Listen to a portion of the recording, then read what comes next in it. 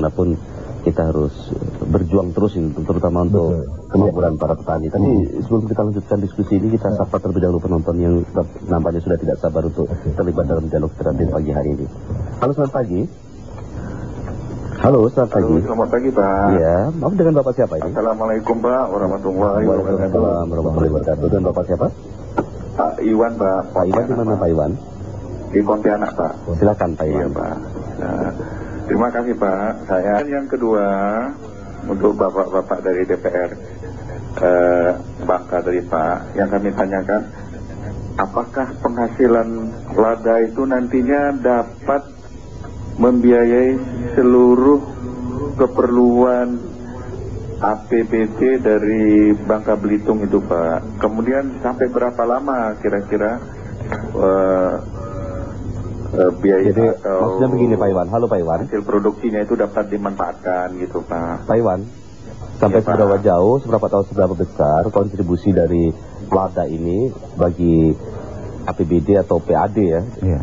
Saya kira itu, Pak ya. Baik, terima kasih Iya, Pak Iwan di Ya, terima Pontianak. kasih, Pak. Selamat pagi. Selamat pagi. Wassalamualaikum warahmatullahi Waalaikumsalam warahmatullahi wabarakatuh. Dan sekarang kita beralih pada penelpon berikutnya. Halo, selamat pagi.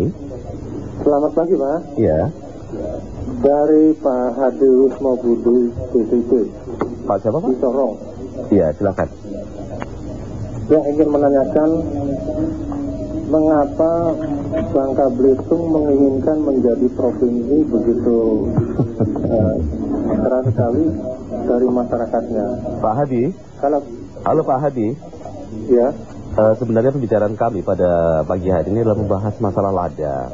Tapi soal apakah keinginan-keinginan dari masyarakat Bangka Belitung yang ingin membentuk provinsi sendiri, ya kita serahkan apakah dari DPRD ini akan menjawab atau tidak. Tapi yang sebenarnya yang kami inginkan adalah pertanyaan mengenai lada ini. Barangkali Pak Hadi punya pertanyaan mengenai lada. ya kalau tentang lada, ya saya kira yang ingin saya tanyakan selain lada di Pulau Bangka dan Belitung, kira-kira apalagi yang menjadi potensi andalan Iya. pulau tersebut. Baik. Kembangkan. Baik, terima kasih Pak Hadi di Sorong, Papua. Silakan Pak Rizwan. Ya, terima kasih, Pak. Ya, kalau tadi sudah disampaikan Pak Iwan tadi bahas soal kontribusi itu memang kembalinya lada atau pendapatan yang ada di Bangka Belitung itu baru 3% digarap itu, Pak. Jadi daratan daripada Bangka itu masih sekian persen itu belum tergarap dan oleh petani lada kami. Nah, itu sangat berarti bisa menunjang dari PAD apa yang disampaikan Bapak tadi. Karena ini belum dioptimalisasikan betul-betul artinya dengan petani ini. Hanya ini petani yang kira-kira petani yang dari nenek moyang kata turunan Pak. Tradisional ya. Iya, tradisional itu. Jadi dari seluruh luasan daratan Bangka dan Belitung itu yang cocok untuk bertanam lada sekitar 14%.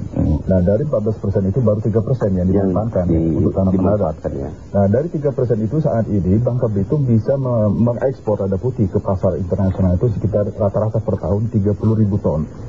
Nah, kalau kita buat semacam suatu harga rata-rata taruhlah $5.000 per ton, berarti ada transaksi sekitar 150 juta dolar US. Itu per tahun yang sekarang real terjadi. Biasanya untuk negara mana itu, Pak? Umumnya selama ini sebetulnya kita lebih banyak melalui Singapura ya. Tetapi juga Singapura akan dikirim lagi. Oh, jadi ada negara kedua ya? Ada negara user yang betul.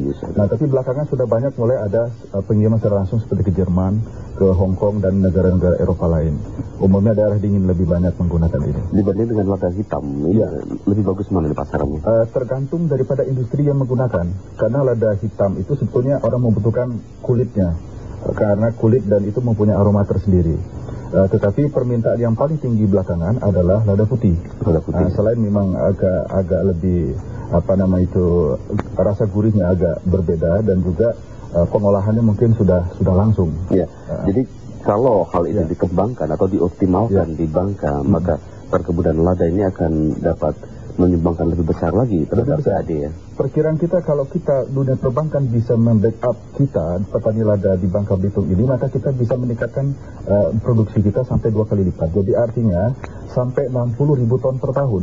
Dan itu berarti kita sekitar $300 juta per tahun dari 2 pulau ini untuk Kalau itu kita hitung di Pisah Negara berapa yang dihasilkan dari situ kan gitu. Jadi di masa lalu kan terkenal sebagai penghasil timah ini. Betul. Ya. Nah, mungkin dengan peralihan timah kan itu satu komoditi yang ada batasnya gitu ya. Tapi kalau lada kan akan berkembang terus. Bahkan dengan teknologi pertanian modern, kita bisa membuat pengolahan lada itu lebih bermutu, lebih berkualitas. Dalam jangka waktu yang akan datang, mungkin kita akan melakukan semacam diversifikasi produk. Artinya kita tidak menjual biji-biji lagi, mungkin sudah bentuk tepung atau minyak lada dalam kemasan-kemasan yang menjadi standar internasional gitu ya. Ya.